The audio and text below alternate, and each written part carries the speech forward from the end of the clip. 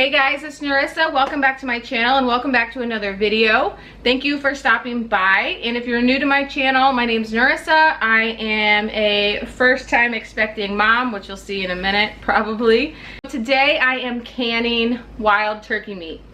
This is something that I really wasn't fond of a few years ago. I thought canned meat was gross, it looks gross, it probably tastes gross. No, furthest thing from the truth.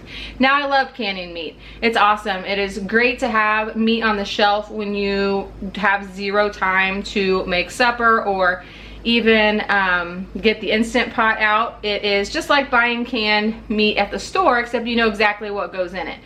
And this is something you can really utilize those sales at the grocery store for. So, you know, if you find chicken breast on sale for, you know, less than $1.99 a pound, or sometimes, you know, you can find a really good deal. You can buy it in bulk, freeze some of it, can some of it up. What I am canning today is actually wild turkey to make room in the freezer for hopefully an elk that my husband is out hunting in Colorado with a friend. No guarantee, but hopefully he'll get one. And I am also, you know, prepping everything before baby. I have about 5 weeks left before baby comes. So I thought I would prep some of this wild turkey. When you pressure can wild game, especially, it really does make it a lot more tender than if you, you know, just cook it on the stove or cook it in the oven. So I'm really excited about that. So I am going to can pint jars of wild turkey meat.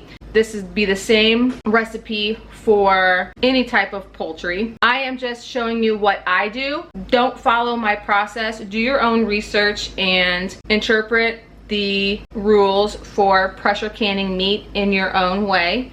It is a science, so you want to make sure and follow recipes to a T because it is very important. Again, I'm just showing you what I do, so do your own research. I like to follow recipes on the National Center for Home Food Preservation website. It is up to date and you don't have to worry about any of the information that you get from that website. It is all legit. So let's get started. Okay, so for those of you who follow my channel, you know that I'm no longer pregnant. I have a 5-month-old baby boy right now, 5.5-month-old. Baby boy came 2 weeks early, and since then it's been super busy, you know, so I never got around to editing this video, but I didn't want to waste the footage because this is something that I love to do and that I do often, canning meat. So I thought I would go ahead and share.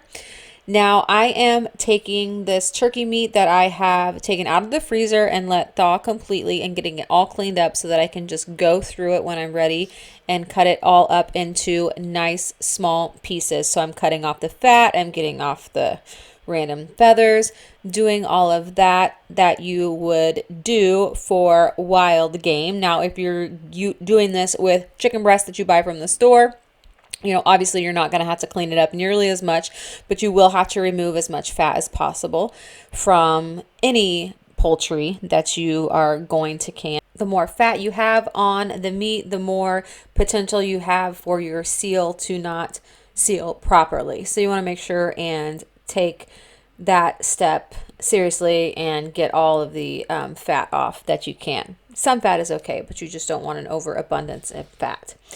Now, these knives that I'm using, they're Rada knives. I love these knives. They are always sharp. I will link those down below. I will link all the equipment that I'm going to use in this video down below. I'm using my big 23-quart Presto pressure canner, these Rada knives, and I also have some other canning tools that I use that I will link below. I have a really great starter canning set, and it comes with everything you need to get started. So I'll definitely link that below if anyone is interested. It's very affordable, and like I said, it comes with everything that you need. So you can see that I have all of my wild turkey meat cut up into approximately 1-inch cubes. I cleaned it all up and put it in this giant bowl. I did keep some ice over it because it took me a while. I just wanted to make sure it stayed nice and cold. So I am using the raw pack method. Essentially what the raw pack method is you put your raw meat or raw vegetables, whatever you're canning, into your jars without par cooking it first. So raw packing is probably the simplest way to can meat. It may not look the prettiest or as pretty on the shelf as the other option, which is hot packing, but this is much quicker and it tastes fabulous. So I am loosely packing as much meat as I can get into each of my pint jars here, and using this tool to run around the outside of each jar as well as down in the center of the meat to make sure I get out any air bubbles that might be hiding in there, and then adding just a couple more pieces so that I equal about 1.5 inches of headspace from the top of the jar. And then I'm putting in about a half a teaspoon of salt into each jar. Now with raw packing, you do not add any water. There is enough liquid in the meat already that will come out and help cook the meat. So when you pull it out, it's going to be filled with liquid, and that's coming out of the meat. And then I am putting my lids on and rings on after I wipe down the rim with a paper towel soaked in vinegar. Now it's important to use vinegar to wipe your rims off if you are canning anything that has the potential to have a little bit of fat on it, because like I mentioned before, you want to make sure that there is as little fat in the jars as possible and that you don't get any fat on the rims, because that could interfere with the sealing process of your jars. So again, just showing you one more time, I'm doing 3 jars at a time and then just going to wipe the rims off with vinegar. Again, add my salt, and then I will add my hot rings, or I'm sorry, my hot lids and then hot rings that I have sterilizing off to the side there, and then put them in my canner. At the beginning of the video, you probably saw me add water to the pressure canner. I added 3 quarts to the pressure canner, and once you get all of your jars in, you want to let it start boiling and steaming out of the valve for 10 minutes.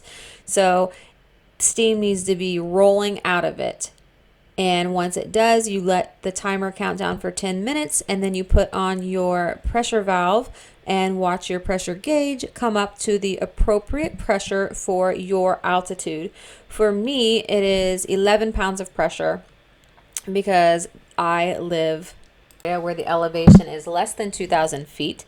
And I let them process for 75 minutes because I was canning this in pints. So you want to make sure and check that website and find out what you need to do at your elevation and how long you need to can your meat based on what size jars you're using. So this turned out so good. I was so happy to have this on my shelf. It has come in handy more times than one since having baby boy. We have used it in a couple pasta dishes. I used it to make some turkey salad, like chicken salad, you know, for cold sandwiches.